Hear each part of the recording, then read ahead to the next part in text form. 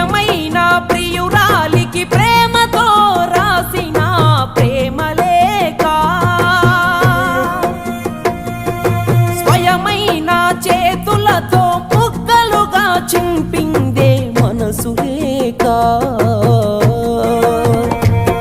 నువ్వు ఊర్వశివని కాదే నిన్ను ప్రేమించింది, నువ్వు దేవతవని కాదే నిన్ను పూజించింది, నువ్వు నింగివని కాదే నేలనేమైంది, నా ప్రాణం అనే కదా నీకు అలుసయ్యింది.